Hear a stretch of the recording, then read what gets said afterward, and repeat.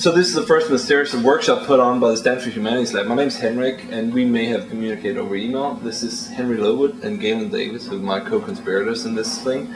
And we invited Daniel here as our first member. He's the brave first. And he's brave enough to show up without a PowerPoint today, which hopefully will underscore the format of today. Is very much conversation, and Daniel, can hold up his end. I spent last summer, I did a stint in Linden Lab last summer for a project I was working on here, and I went out to lunch with Daniel in North Beach, and we were talking, and he's talking about governance, and he's very, very outspoken and very knowledgeable about it, and I just made a mental note that if we were ever doing something, like he would be very high on my list of people who come here, so it's definitely good to have you here today. In academia, we often see the other side of these matters, like we enter and then we try and do our qualitative stuff or however we go about this thing. Daniel's field is Second Life, and obviously that needs a little introduction, as he already pointed out these days. So we get to see the other side of things, how these virtual worlds are often these like totalitarian states, and so basically today with us is the man himself, because Daniel is Director of Community Affairs, so he's basically the head of how Linden Lab chooses to govern this brave new space that they're building, that we're all building, in fact, and the growth is crazy. I mean, I saw 5 million registered accounts. Yeah. It's a contested metric, but stuff happens and it's growing fast. I think even the worst detractors probably wouldn't disagree with these times. Yeah, no, absolutely. The 5 million mark, it's compelling, but it really doesn't mean anything. But if you want to talk about any other growth metrics in Second Life, they're equally compelling, and they're much more valid than that one. And they're probably more exciting than the 5 million. But the 5 million is a nice little hook that people can grab onto. So basically, like the term herding cats is like doesn't even begin to define what you're doing, because the Second Life community, anyone who knows Second Life and from the forums and the comments on the blog knows that this is a very vocal community. So so hopefully Daniel has got some interesting things to say. So we'll basically just let him talk first, but just keep the conversation going, and I hope you're all willing to join in. And as I pointed out already, there's a mic there that catches us all, and we're going to try and podcast this afterwards and make it available from our website, and we're also shooting some video, and we're going to see how this comes out. This being a first, there are definitely some components of experiments around this, but we're very hopeful that we're going to have a great discussion today, and so without further ado, Daniel?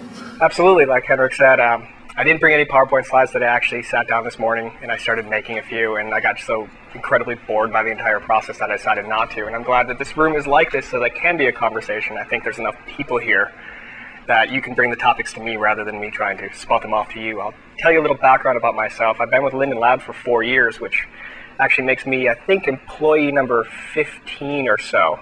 I don't know exactly how many we are now. It's probably north of 200. We're distributed across many offices and many continents, and we're expanding rapidly. We hit on the 5 million mark. If I were to give another metric about Second Life growth, I would say that in absolute terms, the community of Second Life is growing at a rate of about 7% per week. And that's a variety of different measures kind of all put in together, but it gives you an idea about how quick it's been. When I started with Linden Lab in April of 2003, there were 335 people within the world of Second Life. We started the abuse reporting process that week. That was the first week that anyone could send in a complaint about another resident and have us try to resolve it. In that first week, we received 21 abuse reports. In the last week I looked at, we were receiving about 5,000 per day. Interestingly enough, because I realized in that very first week that we were never going to be able to keep up with this. We were never going to be able to define what was and was not acceptable in the virtual world. Since 2003, we've been trying to find ways to not do it. And although that sounds very crass and maybe even just pragmatic if you wanted to say that, it's actually very, very difficult in a space like Second Life to not do things. To take a corporate company like Linden Lab and say, we are not going to put our fingers in this. We're not going to meddle. We're not going to overreact and jump in every time we see something that we don't necessarily like. That process of detaching the ownership of this virtual world from our own personal goals and our personal beliefs and our personal morals has been incredibly difficult to achieve. But it's been working. I think it's one of the differentiators of Second Life. My own background was in journalism. I actually was the editor of several publications that were involved in the game industry, Game Developer Magazine, gamasutra.com. I did the curriculum for the Game Developers Conference. I joined Linden Lab in 2003 because I was sick of being an editor, and I had met the company. I thought it was an interesting project. I figured I would go over there, I would spend the summer, we'd launch Second Life, it would crash and burn, and no one would ever remember it, but I'd have an interesting summer, it was a cool project, and then I'd go back and I'd find a new magazine to work at. 4 years later, I'm still there, and every day it's something new. When I started at Linden Lab with 15 people, I did all of the technical support, I personally handled all of the abuse reports, I wrote the documentation, managed the forums, and did all the PR copy editing. Happily, as we've grown, I've focused myself solely on the issues of governance, dispute resolution, identity, trust, and safety. And those are the things I'm working on now. So since I don't want to explain Second Life, and I think I don't need to, I'm hoping that you can bring to me the questions that you have about Second Life, how we're managing this world, where we're going from here, where we've been, if you're interested in that, and anything about what I do there exactly is a welcome territory. I would actually like to start because so basically when you launched an empty desert with a set of tools to populate this desert, and I'd like you to just give a brief sort of historical overview of like what incentives have you put in place through time, where has this led you, and what are your reflections on this process? When Second Life launched, it was much more of a game-like experience. We had quite a bit of content that we had put into place. There was a casino that was actually run by Linden Lab at the time. We wouldn't touch that with a 20-meter pole at this point.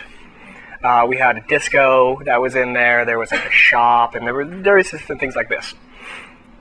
The entire world was really built around this economic model. Now, Second Life today has an economy. There's the Linden dollar, buy and sell. There's the currency exchange. It was a very different economy at the time. It was much more of a simulated economy. It was a game experience.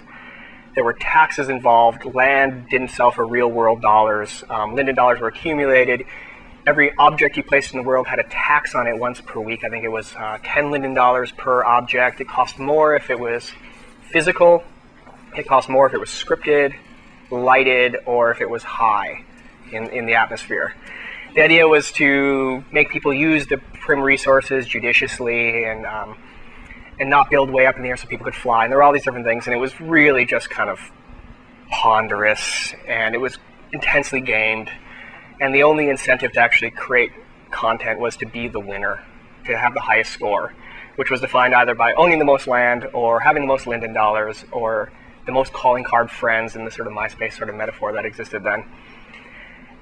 And it was a pain in the ass, and nobody really liked it, and people realized they could take all their objects back into their inventories on Tuesdays and avoid the tax and put them back out on Wednesdays, and they could shift their money to this guy who would then give it back on that day. So it was nonsense. And for whatever reason, we really believed, even with all this nonsense going on there, we had 300 people who were beta testing at the time. I think it went up to about 1,000 right before we launched.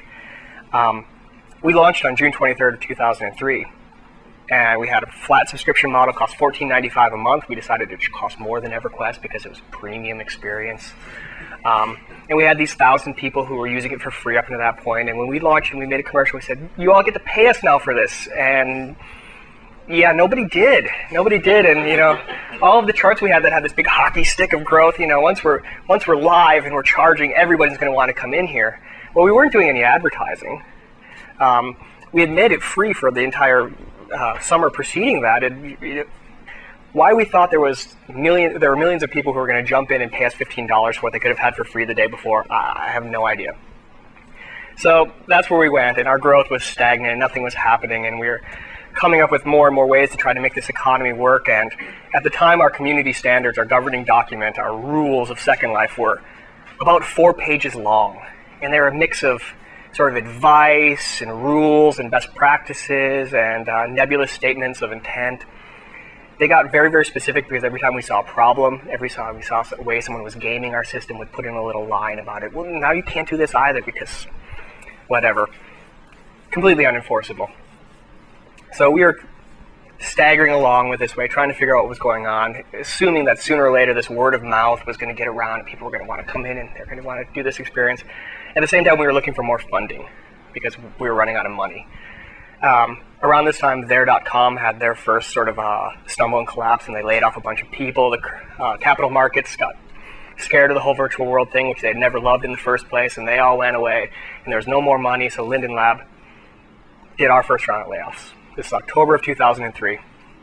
So we had to say goodbye to some people. We sat down, got back in the office, put our heads down, and said, okay, we're going to relaunch in December. By the end of this year, we're going to relaunch. We're going to have a completely different model. We're going to find a way to make this work. And that is the birth of the Second Life you see today. We went back and we said, the incentive to create great content in Second Life isn't going to be just the admiration of your fellow Second Lifers. There's going to be this financial component. We're going to monetize it. We're going to bring money into the equation. You're going to pay us directly for the land. Everything else is going to be free. We're going to get rid of these taxes. We're not going to have this false economy. We're going to try to engender something that's more of a real economy and real commerce. It was a difficult decision to make. I think it's lost on a lot of people now, but Linden Lab got into the virtual world business from this very utopian sort of direction. We wanted to create a cool place that was collaborative. It's a little bit like Burning Man, you know. It's people doing cool things for the sake of doing cool things, and bringing money into the equation was quite a Faustian bargain for us, because we were sort of selling out that utopian ideal that had underpinned Second Life from the beginning. But at the same time, looking back now, it was what we had to do, and it's what worked. But Second Life was altered by this completely. And when people look at Second Life now, the first thing they think about is the money, the commerce. And people will come to us and they'll say, wow, you set out to make this marketing platform on the internet and you did a really terrible job. It doesn't do this, you know, I can't market, all these creative professionals who do advertising will tell us everything that's wrong with Second Life as a marketing platform. And we have to tell them it wasn't made to be a marketing platform, it just kind of happened. And they're not interested in that explanation at all. So you went on to other incentives like driving traffic to your land and things like that? Yeah, we've done these over time. There have been incentive programs to try to make people create compelling content. For a while, we had web traffic sort of metrics. It was based on how much of their day people spent on your parcel. There was initially voting at one point. We've done real world dollars, so the most popular places in a given month would receive checks from Linden Lab at one point. After a while from that, they would just receive Linden dollar bonuses on a weekly basis based on this traffic metric. But that sort of artificial incentive has never approached the incentive of having a lot of people on your land, making real world dollars, having people pay you for things in Second Life.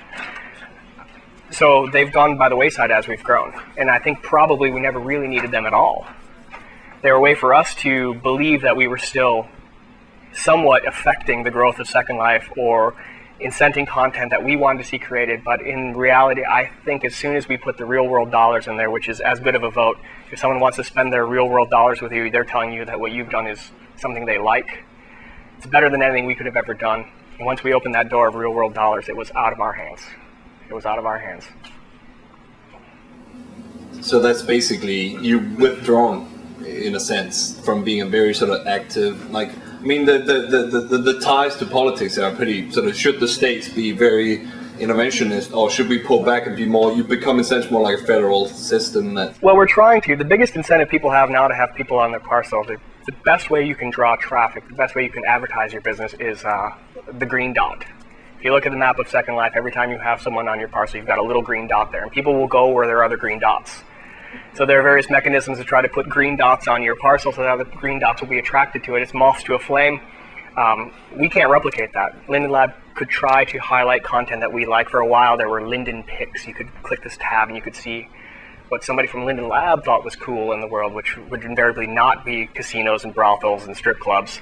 It would be enchanted forests and, you know, game experiences and whatever else like that. But we can't compete. I think as a company, we want to re-inject some of our own ideals in. We're planning some sort of Second Life lecture series, you know, or maybe we'll end up being the NPR of Second Life, and we'll do things that are sort of educational and wholesome and nutritious, but ultimately boring and interesting only to a very small, narrow subset of Second Lifers. But that's fine because it's not our world. As Linden Lab, we did want it to be like Burning Man, and once a year we do Burning Man in Second Life, you know. We get our opportunity to do with it what we want, but everyone else is doing what they want as well, and I'm not, as the person who's doing governance in Second Life, going to decide what is and what is not a good use of the platform. That's mostly what I spend my time trying to avoid, and trying to get everyone else in Linden Lab to agree with me that we don't want to do that. And I'm sure as we go on, we can talk about some of the more controversial and unsavory things that have come up in that sort of space and how we've chosen to deal with them. Hey, why not now? I'm actually very curious, because you dealt with all the complaints and stuff. What's like the weirdest thing that the weirdest complaint that you got, like while you were still directly involved? Well, they get weirder all the time. Recently, we've been dealing with a lot of issues of age and identity. Second Life is an 18 and up space. A lot of people, not a lot of people, some people that have been highlighted by the media, but a very small group of people in Second Life like to be involved in role-playing. They play ages other than their own, specifically under 18. So there are children in Second Life, and they get adopted by parents as a group of Boy Scouts. And for the most part, it's a little weird, it's a little odd. What isn't, for a very, very small subset of that, there's a sexual component to it, which becomes even a little bit more difficult. So we had to make some decisions about this. We already have existing policies that say that everything that's advertised in global channels, so if it's in your parcel description or if it's in a classified advertisement that can be read anywhere in Second Life, that it needs to be sort of PG in its content. It can't be explicit and it can't be broadly offensive. And you'll see as we talk that a lot of times Linden Lab trades in these nebulous statements where we don't draw definitive lines. If you draw definitive lines in a space like Second Life, you can expect that everyone will walk right up to the edge of that line, they'll spit over that line, and they'll say, I'm not crossing it. So we try not to be quite as specific about exactly what it is you can and cannot do. We say that you cannot use content that's broadly offensive, and Linden Lab is going to be the group that decides it's broadly offensive. We make that decision based on the community. If the community complains enough about something, we'll decide the community feels it's broadly offensive and we'll enforce it. So we handled age play by saying, you can't discuss having any depictions of sex with someone under the age of 18 in any of our global channels. It's broadly offensive. This is not a new rule. We're not saying that your role-playing is weird or wrong or anything else like that. We're saying it's broadly offensive. It's not going to be in our channels. And we also said, if you say your age, if you assert an age that's under 18, you may not be eligible to use Second Life, so we're going to ask you to prove your age, and that's kind of a hassle for you. So we did this, and most people were happy with it. A few people were a little upset. But the group that was outraged, and I hadn't known they existed up to this point, were the baby furs. Yes, this is where age players and furries come together and intersect. So they're baby animals. And not only the baby animals, but the full-grown animals were also upset because they interpreted our statement saying that if you assert an age under 18, you might have to be age verified. We're talking about real-life age. They're talking about role-playing age, and of course, if you're a dog or a weasel, whoever heard of an 18-year-old weasel? And they were just absolutely outraged. In fact, I had the opportunity to hear one of my employees, Michael. Michael has a big booming voice. He's about 7 feet tall and 400 pounds. He's this huge man. And he's on the phone with somebody, and all I heard from across the room was, Sir, what is the age of consent for a weasel? And I just turned around and walked right out of the room. And I'm not sure if it's ever going to get much stranger than that. I'm going to put it on a t-shirt. I swear, sir, I thought the weasel was over 18. What is the age of consent for a weasel? SecondLife.com.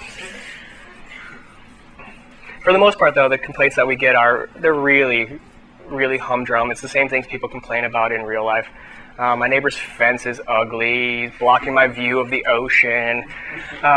It's a lot of interpersonal disputes. He's mean to me, he's rude, whatever else like that. And that's precisely the kind of thing that we don't get involved in. We are never going to adjudicate interpersonal disputes in Second Life. Hopefully, we'll be able to add dispute resolution, but even that, our focus is going to be on the commercial and the transactional more than whether or not people like each other. Second Life is an intensely ego-driven space. Everybody has their own view of Second Life and what it should be. And they get upset when somebody else doesn't share their view. So someone who comes to Second Life who wants to get away and relax and chat with friends versus somebody who's trying to run a business versus someone who really just wants to harass other people and annoy them, they all come to the space and they want everyone else to use it the way that they use it. So they don't get along, and they'll never get along. So we've tried to adapt our approach to not making people get along, on allowing them to control their experience to the greatest extent possible on a variety of different levels.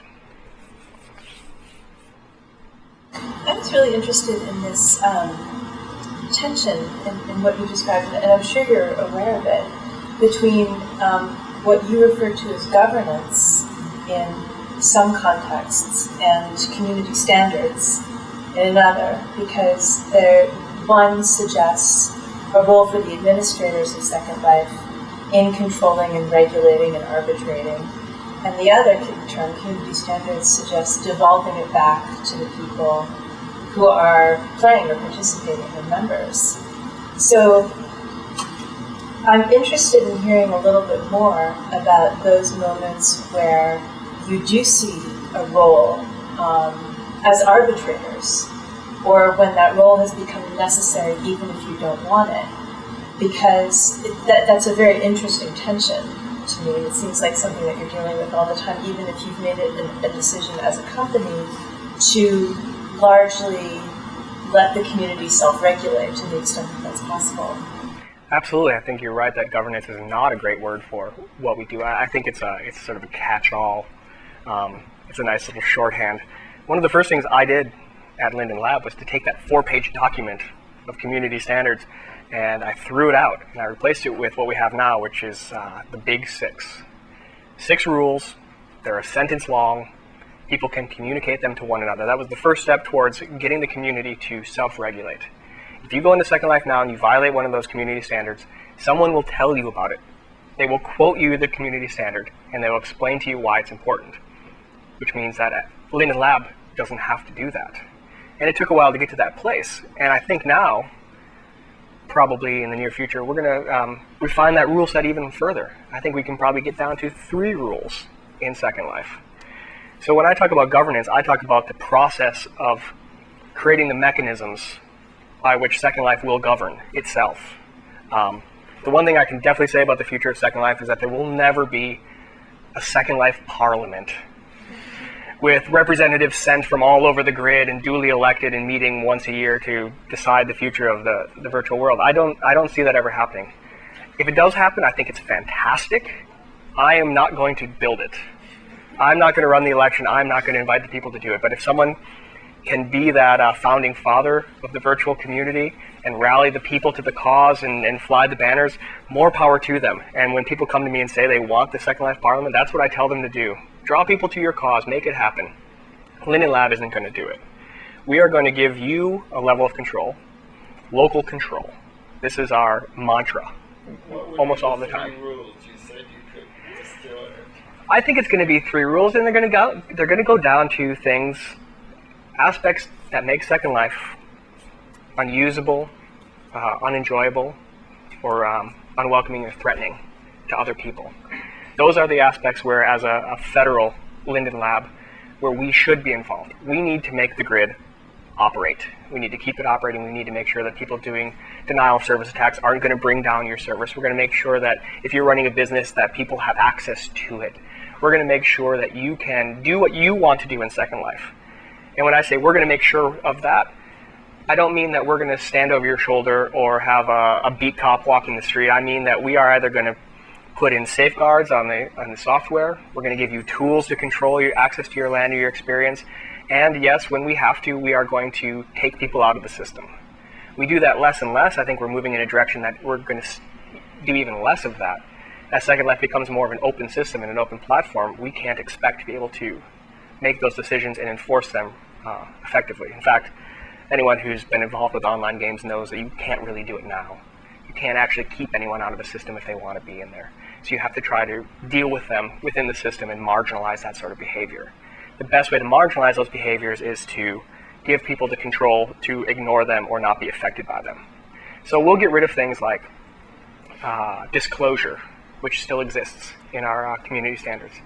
And this goes back to 2003, and it basically says that you can't share information about somebody, real life information about them, if it's not contained in their First Life profile. So if within the context of Second Life, someone has told you something about themselves and they've made it available to the community, then you can talk about that. But other than that, if you happen to know something about somebody, you're violating our standards if you tell them about it. It's impossible to enforce. We probably don't want to. We want to address identity within the space of Second Life, but we want to do that in other ways. So that standard, it's going to go. We'll focus more things on disturbing the peace. I think some of our intolerance language will probably survive because that's something that as a company we feel strongly about. So we want to use that as a way to set the tone within Second Life.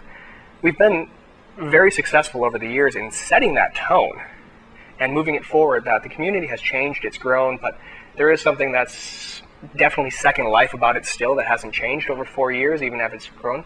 And I think it's because of those ideals that Linden Lab has injected into the system at various points.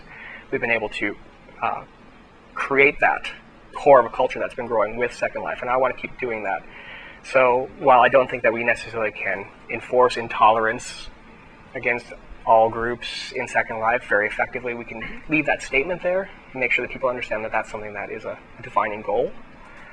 And a lot of the smaller things, harassment, we roll that into other things, disturbing the peace. It goes back to making the system usable and welcoming.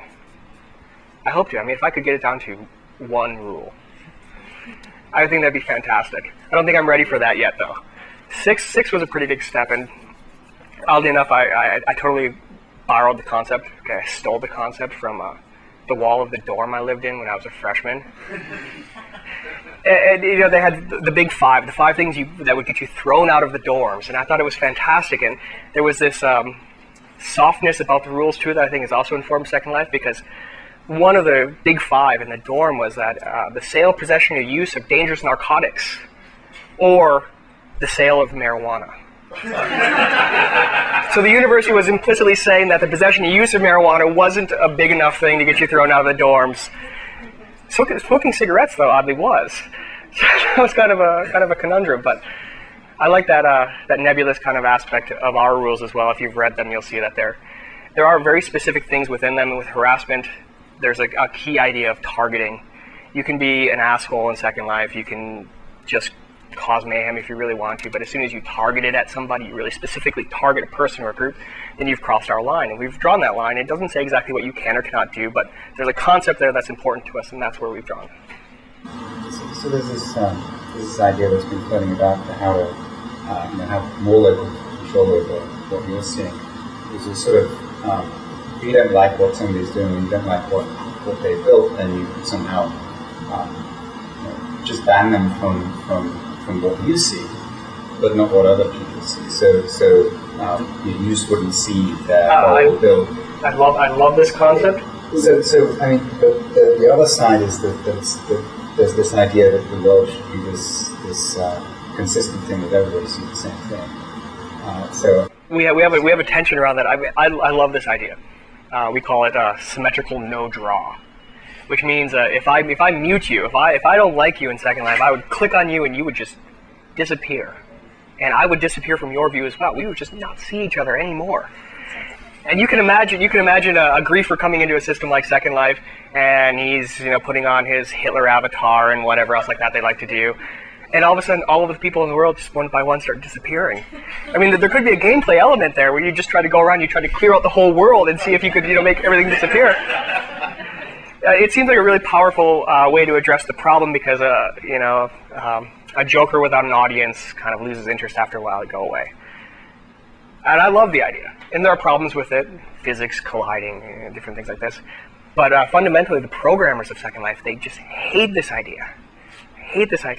Because I discovered programmers can't stand the idea of data without representation.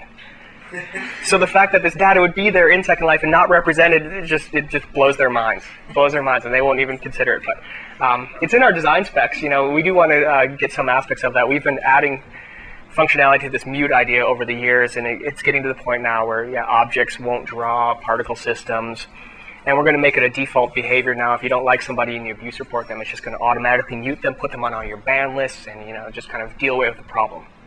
And we hope that will make it much faster. One of the things we have a problem with in Second Life is our user interface. It's ponderous. There are about 1 million switches and dials and whatever else like that, and a lot of people don't know what they can do. They don't know that they can ban people from coming onto their parcel. They don't know that they can mute somebody and not hear them anymore. So we just need to kind of make some macro behaviors that just make these things happen when somebody doesn't like someone, when they express their dislike. Well, it's kind of related to this idea of this tension between the mainland and the islands. Yes, so I mean that's sort of been happening rather than you've sort of seen the effects of it. How is that sort of, so the mainland is a big mess of, everybody can just buy a plot of land and the next day somebody does it. Yeah, a lot of people have moved away to the islands where they can sort of control things, but it's not this continuous. Yeah, the mainland is this contiguous space. It's sort of a crucible of creativity in this sort of way, because people sort of hit up against one another, and these exchange of ideas causes interesting things to happen. But if somebody has a successful business or a great idea, they'll take it off onto one of these islands, which in my conception have always been more independent. And I think we're continuing to go along that road now, where in the future you'll see Second Life being this mainland, which is a service on the Second Life grid run by Linden Lab. And this is, San Francisco hippie land that's run the way we want it to be run, which is our laissez-faire sort of, anything goes. We're just going to kind of nudge you from the outsides as a community. And these offshore islands. Now, some of these offshore islands will probably choose to be governed by Linden Lab. They want to have their private space, but they still want to be part of this. Some of the other ones are going to be their own experiences. They're going to be their own continents. We've already started a process by which estate owners can resolve their own abuse complaints. Rather than that abuse complaint coming to Linden Lab at all, it just goes directly to an email address of the choice of the estate owner, and they can handle it the way they choose fit. We also allow them to run their own registrations. So if you have a private island in Second Life, you can set up a registration API. You can bring people into Second Life directly to your experience, and they never have to know the rest of Second Life exists. So we'll continue that process, and we'll allow them to be more and more independent. And Second Life will become this platform of Second Life, and then this experience of Second Life, which are associated. Certainly, there can be transit between the two if you choose it, but I think the directions will diverge a little further, and people will choose to make their own Second Lives that are more like The Sims Online or other boring places where nothing interesting happens. And we'll continue to run our Second Life in the way that we see fit, which is, crunchy granola Birkenstock land. Question about community. So you have different people. So you have like Honda, or you have all these corporations coming into Second Life. Then you also have people who are starting off with just want a fun environment, and then you have the educational researchers. So how do you make the community? How do you help the community grow without having all these? So with World of Warcraft, everybody's there to play World of Warcraft. There's no, well, there's some, but not as much advertising, not as much corporate-ness to this community, which can seem to cause the community to kind of die. How do you, I don't know, if you can, how can you? We approach the problem in a way that I think has been very effective, and it's very simple, and it's by not taking sides. The only people who get a break or get any special treatment from us at all in Second Life are the educators. They get a discount, but not a whole lot more than that. So while people see Honda and Nissan and Adidas and these corporations coming into Second Life, and they assume that we've got staff sitting in our lab who are eating the bush and trying to get these corporate contracts and bring them in, it's simply not the case. We don't do anything for them. In fact, we make it as much of a pain in the ass for a big corporate customer as we do for any other customer. Because we're a small company, we don't have enough resources. Happily, there is this ecosystem of brand services companies that has emerged in Second Life, the Electric Sheep Company, Anshu Chung Studios, millions of us. And they are going out and they're finding these customers and they're bringing them in. But when they decide that Nissan needs 6 simulators to create a racetrack, they have to put their order in the same queue that anyone else here in this room ordering an island would have to put their name into. And they'll be delivered in the same time frame as anyone else.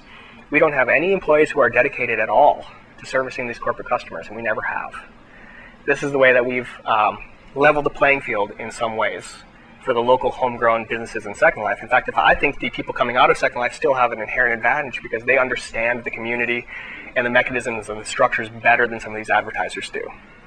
If you come in and you simply make a 3D representation of your website in Second Life, you are going to fail. It is not going to be interesting to anyone and nobody will go. If you make something that engages the community, you're going to be more successful. I think the best example so far is Pontiac. Pontiac came and they bought this big group of islands, and they called it Motorati Island, and they said, send us your proposals for what you would like to build on our islands that's auto-themed. It doesn't have to be about Pontiac. It just has to be car culture. And they put up a website, and they selected the best examples, and they brought those people over there, and they had them build the island. It has nothing to do with Pontiac, although you can certainly buy a Pontiac Solstice and go driving around and whatever else like that. But they engaged the community, they understood what Second Life was about, and they did something that was leveraging the entire concept of Second Life in the metaverse. And I think it's infinitely more interesting than BMW's attempt, which is basically a World's Fair sort of installation about how eco-conscious they are, and hydrogen cars, and it's completely boring and there's nobody there. So yes, we've flown our hippie flag by not giving any special treatment to these corporate contracts, and the way we see it, land costs the same for everybody. It's going to cost you $195 a month per region if you want to do that, and we don't care who you are, where your money's coming from. Can I ask, going back to this man's question about why you would or wouldn't have the ability to get rid of someone, and what he seems to suggest that there might be a paradigm of making this place as much like the real world as possible. I can't get rid of you simply because I don't like you. I'm wondering how you figure in that question of representing the constraints of life in Second Life. I could see money as a constraint, but there are many other constraints in life. And I wonder whether part of your planning has to do with making those instantiating them in this world, or is this just abstracting the world into which just money is the only thing that's No, absolutely not. Constraints are a huge part of Second Life. Social pressure is the biggest tool we have to do any sort of governing in Second Life. The thought that I had when I first started Second Life, and we first started seeing white supremacist sort of content pop up occasionally, and we'd hear about it instantly, within minutes.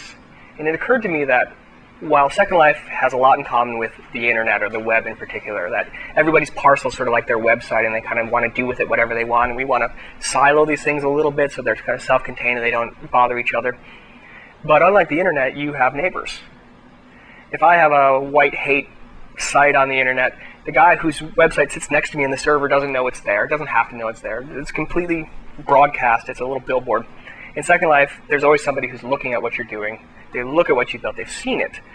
So this creates a huge amount of social pressure, and it's a constraint on what you do and how you behave, which is the entire point of the community standards being communicable, that people can just share them with one another.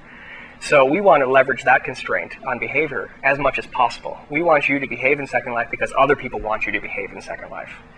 The symmetrical node draw is a fascinating idea. I think it's too direct.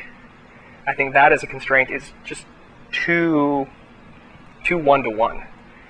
What I'm focusing on doing instead is a symmetrical ban list, which is based on trust. It's based on the social pressure, which means as soon as I put you on my list, anyone else in Second Life who wants to trust me can say anyone who's on my list, on your list, is also on mine. And once we start doing that, then we see that that behavior just propagating across the entire grid. So if there's somebody who's really, really well trusted, as soon as they have a problem with somebody, that person is going to find themselves not able to go to more of the world. And if Linden Lab decides that we don't throw people out of Second Life at all anymore, we just put them on the Linden list, and anyone who wants to trust us as a company and as a service provider can subscribe to our list, then we've created the behavior that we've been looking for, and we've made it completely passive, except on the basis of social trust, which I think works for us. And I think that's a direction that's really compelling. I love the idea of making the entire world pop out of you, and there's something really satisfying about that and visceral, but it's probably not the behavior we want in the end. Well, beneath that is two different paradigms. One is I'm here for fantasy. Mm-hmm. I come in because I have power that I could not ordinarily have. And the other is that I'm engaging with the world, in which I in fact don't have a lot of power. Right? So they're somewhat different notions of why you're there. It is interesting. The fantasy is certainly what draws people to Second Life, but I think the reality is what makes them stay. The fact that though everybody looks great in Second Life, and they all have, everyone's got a great haircut, and they're all in shape, But behind every person, behind every avatar, there is an actual person. So the emotions and feelings are quite real. It's sort of Second Life is the globalization of the emotional economy in some ways. That your friends and your lovers don't have to be the people who happen to be geographically close to you anymore, and the relationships are quite real. But you're right, people do change their lives in Second Life. There was a fellow who I met, went out to some drinks. He's a very successful fashion designer in Second Life. Although he's very specific in that he makes clothes for men who are women in Second Life. Because actual women wouldn't buy the slutty clothes that he makes, but men who are pretending to be women are drawn to them, and he's been quite successful. But in the real world, he's a produce manager at a Pathway supermarket in Queens. But he told me very specifically that when he's in Second Life, when he's inhabiting this new person, he speaks differently. His pattern of speech changes. He uses larger words. He doesn't swear. He has become literally a different person online, and he likes that person better. It's amazing, you know. This is he saved up his money. He's $100 a month of his paycheck to buy a computer that would run Second Life after seeing it on G4 TV. And then he came into Second Life and started using it. And then he saved up his money to buy Photoshop, and he started designing clothes. And he had never used Photoshop before, never went to art school, none of that sort of stuff. And now he's making more money in Second Life than he did at the supermarket. But that's not what's interesting to me. What's interesting to me is that he actually speaks differently. He inhabits a different place, and I think that's fascinating. It's not the only case I've seen. I used to hire our in-world staff, the liaisons. And when I started hiring people that weren't in the Bay Area, I would call them and I would do a phone interview. And a lot of the people that had been identified by my in-world supervisors as being great candidates about whom they're really excited, I'd get them on the phone and I would just be absolutely underwhelmed. And it happened so consistently that I started wondering what was going on, and I realized that I was talking to the real person, but I wanted to hire the person in Second Life. It's the same conundrum. The person in Second Life is a high-powered fashion designer who has lots of friends and is very social and brave and self-confident. The person I'm talking to on the phone is a grocery store clerk. That person is afraid of the job interview. So I started doing just the in-world interviews. I just started talking to them in Second Life, and I found that my impressions of these people were very much more similar to those of the supervisors in world. And I started hiring better people. And for me, that was a big revelation. I didn't come from an online world sort of space. I hadn't spent a lot of time in EverQuest or World of Warcraft. It wasn't my background. I've been involved in the game industry for a very long time, but on this more critical and technical and analyst sort of level. So I didn't understand that aspect of the online world at that time, which was good, I think, when we started. It was good that I had a little bit more distance, that I didn't want to just replicate the systems that we had seen in other places. But not understanding how people change in the online world was definitely something that harmed me in the beginning. How are you dealing with the here I am, now what factor, both in terms of content and user interface? It's a huge problem, and we've taken so many bites at the cherry on that one, and I don't think that we've been that successful yet. We know that if people spend X number of hours in Second Life in their first week, they'll stay for a very, very long time. How do we get them to spend that long? Because your first experience is slow frame rates, bumping into things, finding rude people, not finding any interesting content, and if you happen to bear with us long enough, suddenly something happens and you're converted.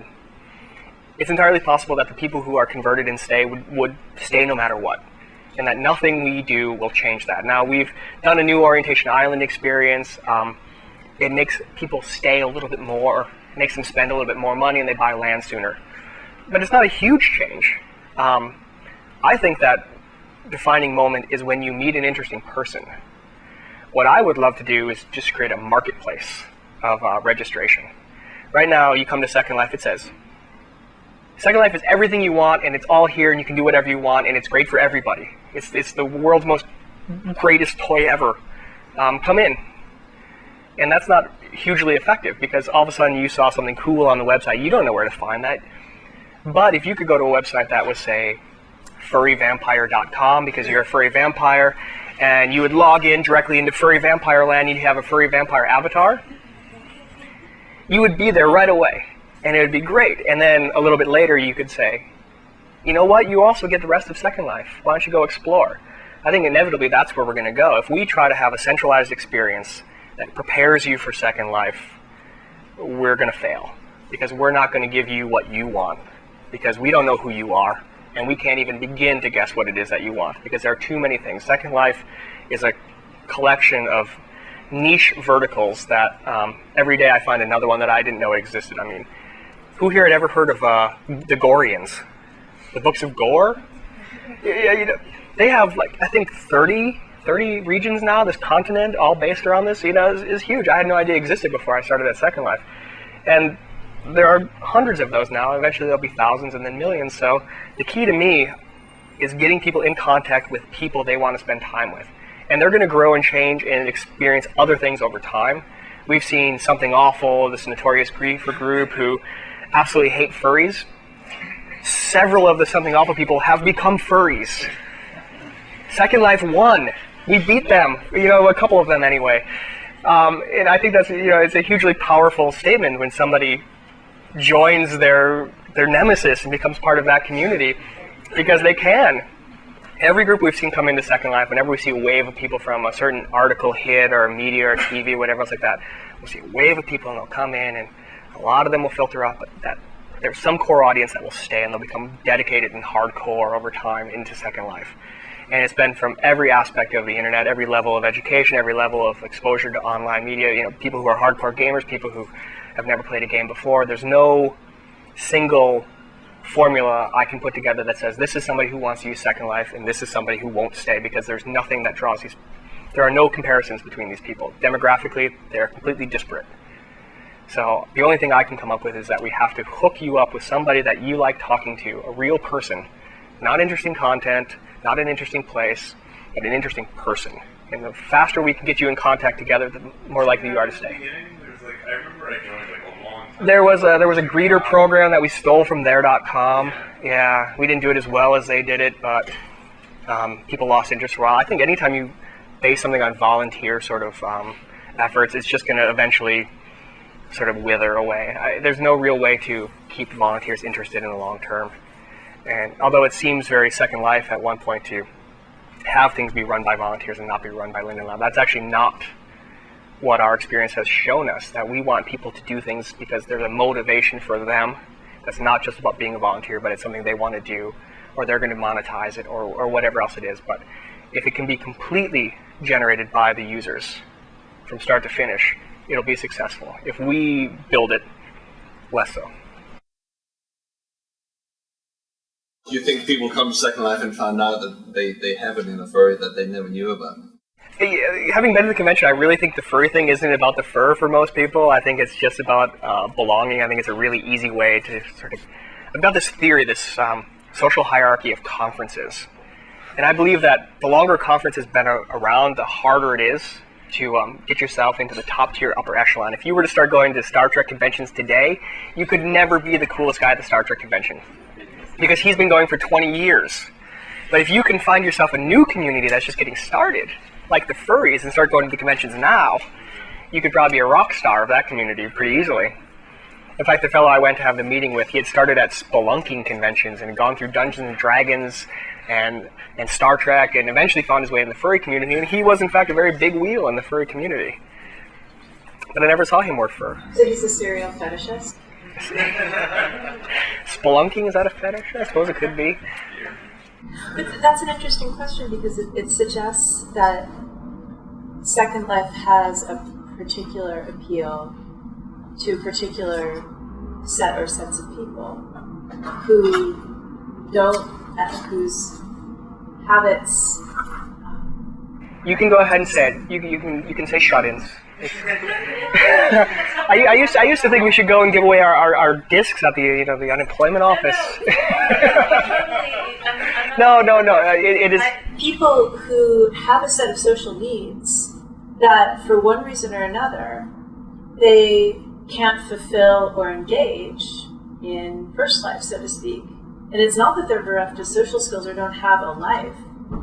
It's that they can create an alternate society, and here's where your utopia thing comes back, even in a morphed form.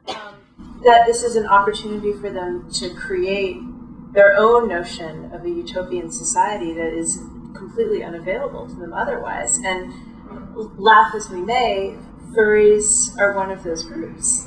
Yeah, absolutely. The Second Life appeals broadly to people who want to express themselves, people who want to be leaders, people who want to belong. And you can do that a lot of different ways. Social capital is clearly one of the big ones in Second Life. It's the most difficult to understand. It's the most difficult to sort of quantify and make SQL statements that will draw that out of the database. I mean, I guess we could do lines of chat or friendships exchanged, et cetera, et cetera. It's very easy to understand somebody who has a skill with graphical design, with modeling, who's creating content, people who are designing clothes and selling them, people who are writing code within Second Life.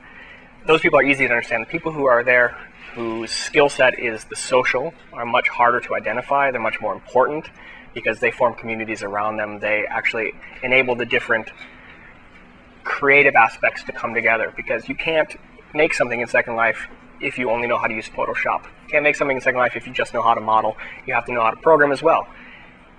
You can find somebody who has all three of those sets in equal measure and really make something compelling, or you can bring them together to create things collaboratively. But in order to bring them together collaboratively, you always need the person who is the social capitalist, and they are a key part of our community. So you're very right on that. But a lot of people are also coming along because they want to belong. And they are people who, for whatever reason, can't be the person they want to be in the real world. Now, certainly, my friend who works at the Pathway in Queens, if he started talking about the latest designs from Milan with his friends at the supermarket, they would probably think he was crazy or maybe gay. I don't know. But in Second Life, he goes and he does that. If you're from a small town in Romania and you can't talk to your friends about something else like that, you might find it in Second Life. So it does fulfill certain needs that may not just be that you can't talk to somebody else or you don't have a large group of friends, but it may be that you just don't have access to the group of people that you can find online. And that's been a key part of the online world since the first dial-in sort of BBSs were existent. We've just taken it to the next level. So there are organized groups of griefers who all decide to go and grief the same set of people, I assume? Yeah, from time to time. So have you found that counterparts to organized sets of vigilantes who find your lack of structure and rules disquieting? Oh, absolutely. There have been people who have insisted over time that we must have a resident-run government, and that we're fascists, whatever. Benevolent dictators is probably the nicest thing they'll ever call us. Absolutely, people want to organize for the forces of good. They want to draw us in. It's, I think, largely a gameplay element. People want to make that aspect of their gameplay real by involving Linden Lab. And the griefers do too, but the griefer's role is much easier than that of the do-gooder. They like to call us up and give us tips about who this person really is, and it's not something that we want to be involved in. That's not the level of control we want to have over the world. I think we are much more, if I had to draw a law enforcement analogy, we're much more of the FBI. We want to concern ourselves with cross-sim crime rather than this sort of one-to-one level stuff that's going on there. But for the most part, the serial griefers, they move on. There's some press about something else like that, it brings people in, they decide to do something for a while, they lose interest. We throw out some accounts. Second Life is all about identity, so losing your name is difficult. You can come back in and you can have a new account, and there's not much we can do about that. But if you've made yourself famous, and you're the most famous just griefer in all of Second Life, and suddenly you have to come in as an anonymous account and say, no, really, I was that guy. And everyone's like, yeah, sure, whatever, I'm sure you were. Yeah, so that's something we're really working on now is making that identity even more powerful and more important and more verified, allowing you to bring your other online identities into Second Life with you, so that within Second Life you'll be able to show and prove that on World of Warcraft this is my name, on The Sims I was this guy, this is my MySpace account, and there's little check marks next to this. Yes, that's true. So once we have those things and you're connected to the rest of your online identity, and you lose some of that anonymity without necessarily having to tell anybody your real name or address or birth date, we're going to make it even harder for people to ignore that social pressure and lose their privileges, because they're going to be tying their identity into what they're doing in Second Life. And then they're going to take their Second Life identity and broadcast that back out again, so when they go other places, they can take that with them and increase the capital they've built around that identity and make that account important to them. That's something we don't have right now. Second Life doesn't cost anything if you don't want to. You don't have to give us anything more than a date of birth and an email address. We don't verify the email address, so there's complete anonymity, which is powerful and it's useful and it's good. At the same time, there's a cost to that. So we want to have a way that people can be anonymous, or they can choose to sacrifice some of their anonymity for recognition. And I think that's going to be something that's going to be a real change in Second Life and the online. I think it's going to be hugely powerful if we make it work right. Are you going to tie that into existing efforts like OpenID? Yeah, it's going to be interoperable with CardSpace, OpenID, whatever you want. It's going to be, I think we'll probably give our entire profiling system over to profiles that are based around those sorts of mechanisms as a more of an open source platform goal. We don't want to control your identity. We just want you to be able to tie it all together and use Second Life as sort of a linchpin for some of that. So I think there are great benefits for us, including age verification for adult content, which is something that we'll have to do sooner or later. Hopefully sooner. Do you have any predictions for what's going to happen with voice when it arrives? You know, people were really afraid of voice a while ago in Second Life for a lot of different reasons, and I think a lot of it comes down to voice masking. You know, I'm not really a woman, and my boyfriend's going to know about that immediately. We actually had 2 employees who were hired at different times who had dated each other in Second Life and didn't know that they were both men. And in fact, one of them said to the other one, you know, so when you told me for 18 months that you couldn't talk to me on Skype because your microphone was broken, that was a lie? Yeah, so we'll probably see more of that, but I think there'll be enough. I think there'll be enough people who won't use voice. Voice is going to be sort of enabled on a variety of different levels, you know, per parcel, per estate. So there'll be places that are not voice enabled.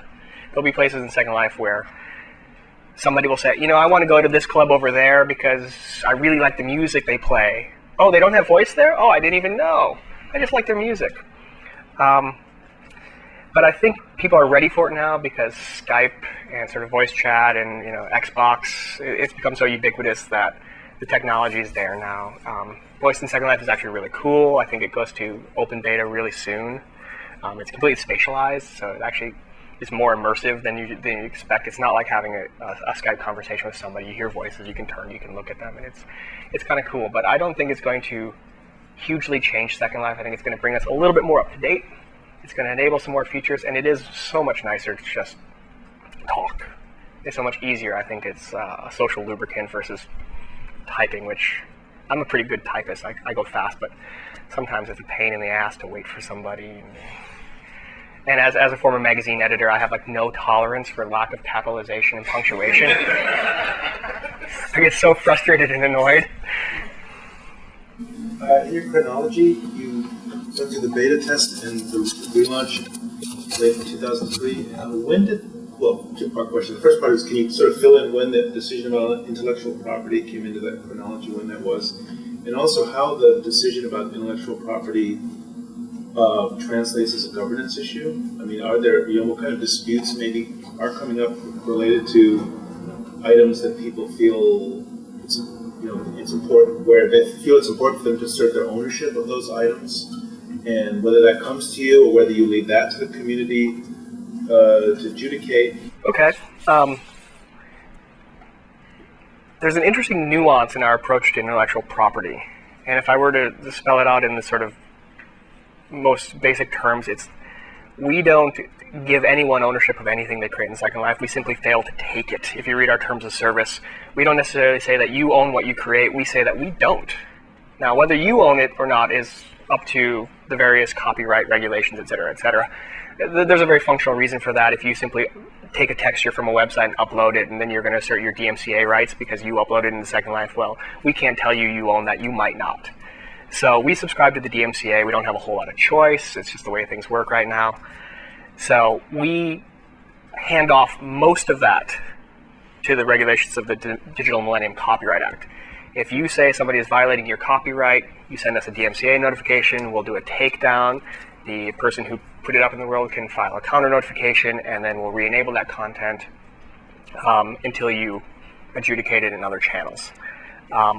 We used to have a parallel system. We still technically sort of do that was in-world intellectual property. which means copyright has nothing to do with this. This is something I created in Second Life, and somebody circumvented the permission system within Second Life to make a copy of it, theft, if you want to call it that. There have been other cases of analog copies, et cetera, et cetera. It's becoming more and more difficult now because as we've open sourced, our protocols are better known. And if you want to steal something within Second Life, it's actually incredibly easy. The only thing that we can really effectively protect are scripts, the code that runs inside objects. Because if you want to decode the OpenGL stream that's coming down your internet pipe, there are hundreds of different little programs that will let you do that. Some of them will upload them directly back into Second Life.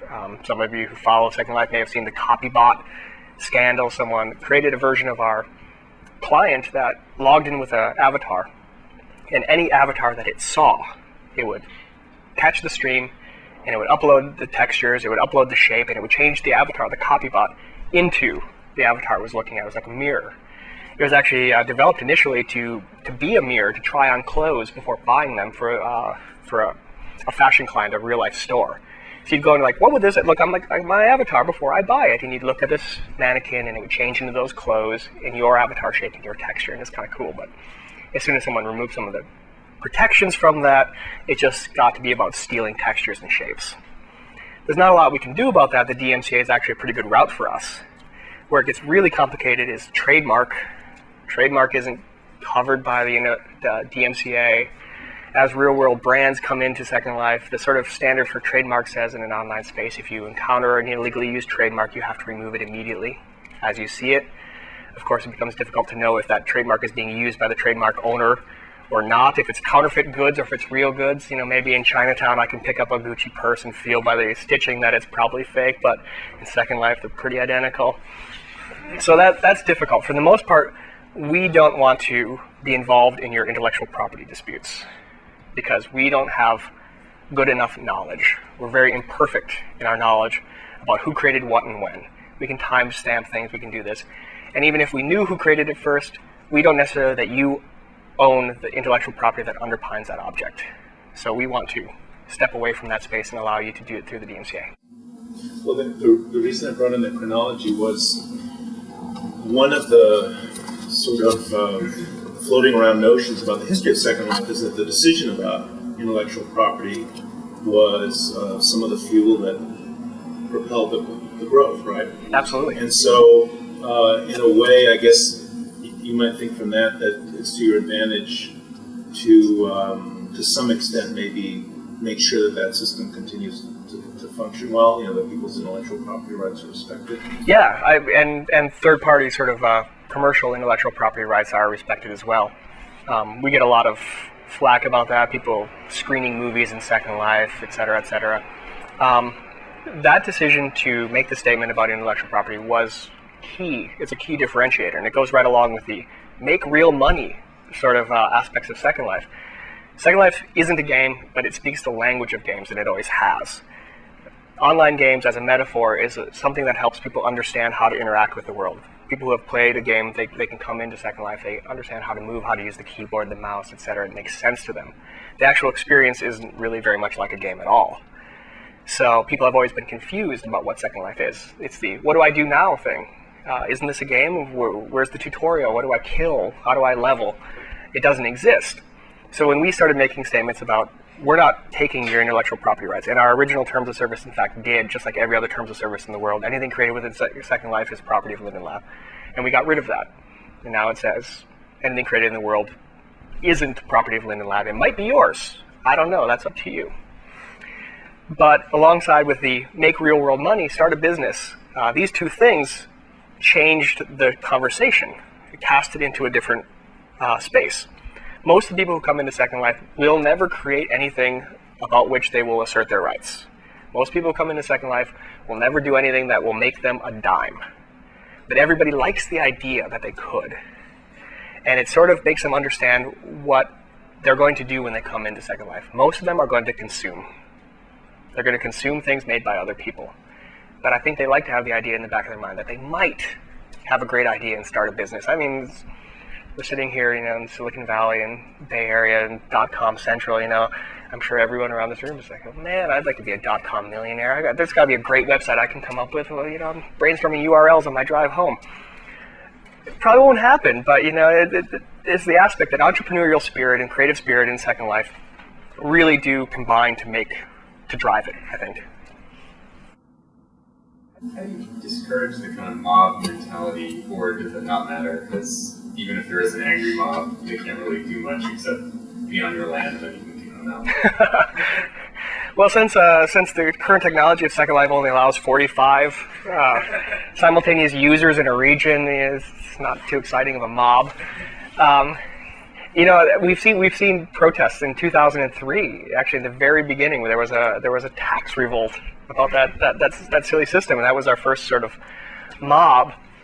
For the most part, I think Second Life is just so diverse, and people's opinions and views in it are so divergent that it's really hard to get a group of people who absolutely fundamentally agree with you enough to do that. I think that's why we haven't seen it. There's nothing we do to discourage it. It just simply doesn't happen. We'll get groups of people on the forums, groups of people on the blog. They tend to be a very predictable group of people. You know who they are. It's always the same people. For the most part, most of the users in Second Life seem to be really, really happy with what they're doing in Second Life. They don't have a lot of complaints about the service, etc. There are a vocal group who do, and we try to do everything we can to listen to them, but we have yet to see a really sort of galvanizing moment that brings them all together to march on our offices. I guess I meant within the community, sort of like false accusations, or like this, and then like somebody protested my online store because somebody else said I stole their designs, but I didn't, or, like that kind of... I think if Linden Lab were more heavy-handed, if we were more activist in the community, if we were making decisions that were really affecting people on that level and trying to be very hands-on in that manner, I think we would get more of that. But for the most part, we have a simple set of principles. We try to make all of our decisions based on these principles, and for the most part, people understand why we make decisions we do, even if they're unpopular. I did read about one riot, right, with some French fascist white supremacy party. Oh yeah, Jean Le Pen had campaign headquarters for the Front National in Second Life, and there was a protest of French Second Life users who don't like Le Pen very much. He's a pretty far right wing, and that doesn't jive with the sort of general politics of Second Life. Not that there isn't room for everybody in Second Life, but for the most part, I think our origins as this sort of niche San Francisco kind of product have cast us in the more liberal light generally. And I guess they drove the headquarters out of Second Life. I heard about it on the BBC. I didn't see it myself. It was an interesting article. I forget where I read. Yeah, no, it was fascinating to me because people throwing cows at the thing. The reporter. I was washing dishes on a Saturday morning and listening to the BBC World Service, and the reporter's like, "I'm, reporting live from the something region of Second Life." I'm like, "What? Did I hear that?" And he did the whole story. We'll probably see more of that as politics, especially in the run-up to the election. Already there was a fantastic protest. The John Edwards campaign headquarters was mirrored by a John Edward TV psychic headquarters. One of the complaints about John Edwards was that he lacked even entry-level psychic skills, like the ability to talk to the dead. So I think that sort of protest is far more in keeping with the spirit of Second Life and the way the Second Life community is likely to react. They're likely to try to do something that's clever than something that's just overt. Well, what do you make of those moments where... I think that's absolutely what the platform was designed to do. I thought the Jonathan Edwards campaign headquarters story you were going to tell was the one where it was defaced with feces. Oh, yeah. Second Life feces. Yeah, that was on the Daily Show. Yeah, I heard about that. It was. But there seems to be something very different about, say, the Le Pen protest from a protest against an online store precisely because of its link to very real politics. Oh, they were protesting Le Pen, not Linden Lab. Oh, I know. Yeah. I know. That's exactly what seems to make it different from a protest against a virtual. Absolutely. I think that's great. I think that's what the platform is designed to do. If this is a place where people can come together and exchange ideas, they can also argue about their ideals. They can fight with one another. They can try to sort it out. It's not entirely up to Linden Lab to decide who's right. We want to have an open forum. We do draw that line, as I said before, in intolerance. We're not going to allow swastikas in Second Life, and there are a variety of reasons for that. Mostly about marginalizing other groups of people. But as far as protesting Jean Le Pen or making a great joke at the expense of John Edwards, I I think that's exactly what Second Life is built to do. About the opening of the code of Second Life Yes. to others, what do you think that means for the future development of Second Life? Like how you keep people drawn into it, other people develop other platforms. Do you think that Second Life will live there so they interact with them? I would hope so. I think it's clear, and I think we've actually made the statement in some form or other by now that we won't own all of the servers forever. The server-side software that runs Second Life will either be open sourced or licensed for people to host their own servers. We already did the client. People can create their own client. They can do it now. They can modify it. They can distribute it. It will connect to Second Life. They can change any aspects of it they want. So there will be other versions of the Second Life client. I suspect that for a very long time, the one provided by Linden Lab will be the default. Just like Mozilla, there you can make your own version of the Mozilla client, but 96% of the people using a Mozilla-based client are using the one provided by the Mozilla Foundation. I think we'll be in the same boat. I think the clients you'll see initially will be branded clients, so you can go to that Nissan experience and have a steering wheel. I don't know what it's going to be. I don't think in the short term that there's going to be a lot of competition over who owns the client. I think it's going to be Linden Lab. I think when we start opening up the back end of it, we're going to see more interesting behaviors and we're going to see more independence of these other experiences. I think Second Life, as we know it now, the one that's run by Linden Lab, will be just one of many, and they'll be discrete, and they'll be interoperable, and they'll be completely owned and operated by different people. I've heard part of your Linden Lab person describe maybe a potential plugin structure, which you mentioned Mozilla. Is that something that you can talk about? It's on your roadmap or is upcoming? Because that would mean you didn't have to differentiate out into an entirely different client. You could plug a functionality in your It makes a lot of sense with our architecture. It took a lot of work to make our code support a plugin infrastructure. It wasn't designed to do that, but the open source community is very resourceful. And I expect that the first aspect of open source that's really going to present itself is that we're just going to make our software much more robust and reliable, which it isn't always necessarily right now. My big question, and probably it somewhat relates to the open source thing in the future, is there's a lot of talk about using Second Life for education, and a good amount that's happening now already with college-age students, adult education, etc. But the notion of Teen Grid, where it's really, really hard for adults to get on, and Adult Grid, where even 17-year-olds can't get on, so even high school senior classes can't get in because some of them are 17, some of them are 18. Even community college classes could have issues because they're 17-year-olds, so they can't get onto the main grid. It's an issue, and it seems like it's an unfortunate collision of kind of politics and probably all types of different issues with a really compelling use of Second Life that's being kind of hamstrung by this differentiation that we don't find really in real life. Right. And we don't find it other places online. Certainly, I've never been a big fan of the way we implemented the Teen Grid. It's very siloed. There are all these walls. Content doesn't move back and forth either.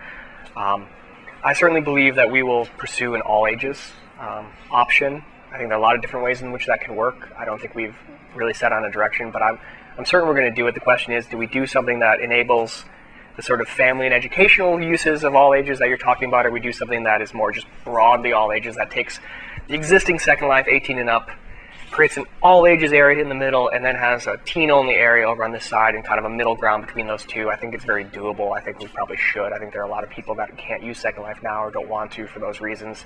Probably make Second Life safer for everybody in the long run. So I expect that we'll do that. We'll address that problem. There are a lot of different ways to do it. Yeah, there are. It's just the big in education. Yeah, I mean, World of Warcraft, doesn't have an 18 and up space and an under 18 space. It doesn't differentiate it that way. Everyone has to live by the 13 and up rule until COPA is completely killed finally. But it looks like we're on that road. So I think Second Life will always be 13 and up, if nothing else. And I think we'll always try to maintain an adult space. We're making some changes in the very near term to get away from this PG versus mature rated mentality that we have now, that sort of assumes that everything that's in a mature rated region is adult content, and we're going to get down to a more specific parcel level adult content concept. So the actual, we'll rely on this social pressure again, and we'll talk about self-asserting whether or not the experience you've created is adult. and flagging it on your parcel and doing some ratings that way instead of this mature versus PG, which will allow people to understand the environment a little bit better. Well, that as a user would be some more kind of, speaking not professional, but as a user, it would be more, like, because I use Second Life at work sometimes for work, and so I tend to not click the mature button because of what's going to pop up until things like the Reuters site doesn't show up because that reports on news, which is mature, and you're like, oh my god, like there's got to be a better way. Again, that mature versus PG, that's another one of these legacy systems. Linden Lab right now, even at our current size, I think we have 30 engineers now, which is a small team even for a console title. That would be a very small team of programmers right now. It'd be minuscule. And we're building something that's obviously, even greater than that. So there are a lot of things that don't work the way they should in Second Life, and it's mostly down to the availability of resources. And that PG versus mature rating goes back to 2001, I think, from the very, very beginning. That's been there, and it's never been very effective. So it's going away. I think we'll always have an 18 and up space. I think people want to have a Second Life that's for adults. I think there's lots of reasons for us to have an all ages space as well. And I think our teen grid hasn't been especially successful. But it is good for us to have that safe place within the Second Life universe as well. So is that something that you guys have kind of in the works, or that definitely not happening? You have a time frame for it? I think it's definitely going to happen. I don't know if there's a time frame yet. It'd be hard to say exactly, depending on what direction we took and what kind of engineering resources it would require. There are a lot of moving parts there. I'm assuming that if you do open source your server first, then people will be able to make all ages servers, right? So so the kind of parallel tracks. In some sense, the open source track could give people the leeway to do whatever they want, and then you have your own track, which may or may not incorporate. Well, on a very simple conceptual level, we could say that if you buy private island from us now, you can decide to make it all ages. We could probably make that work within our structures, and that would be a policy decision that wouldn't require much, if any, engineering resources. But I think the goal is to do a very holistic sort of solution that addresses the problem completely, rather than doing a spackle job, which we've done from time to time. Okay, I think we're approaching 90 minutes rapidly, so can we give Daniel a hand and thank you?